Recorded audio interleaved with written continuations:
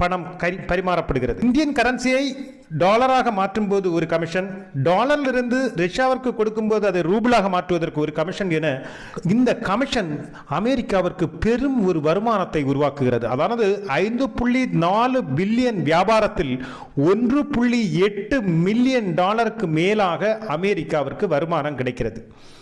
எந்த உழைப்பும் இல்லை, எந்த முதலீடும் இல்லை. ஒரே ஒரு விஷயம், அவர்கள் கரன்சியை நாம் பயன்படுத்துகிறோம். உலகளவில் அது பொதுவான ஒரு கரன்சியாக பயன்படுத்தப்படுவதால் மட்டும்தான் இது சாத்தியப்படுகிறது. அமெரிக்காவின் பொருளாதாரத்தின் மிகப்பெரிய தூணாக இந்த செயற்பாடு இருக்கிறது.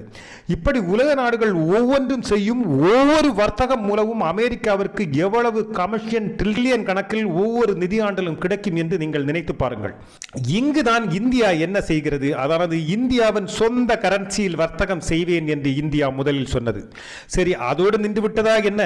போதாதற்கு பிரிக்ஸில் உள்ள மற்ற நாடுகளையும் அழைத்து வாஸ்ட்ரோ கணக்கை இந்தியாவில் துவங்குங்கள், நமக்கு இந்தியா கரன்சியிலேயே ஒன்றுக்கொன்று நமக்கு வியாபாரத்தையும் வர்த்தகத்தையும் செய்து கொள்ளலாம் என்று கூறவும் அமெரிக்காவிற்கு பிரச்சனையும் கோபமும் வருமா இல்லையா?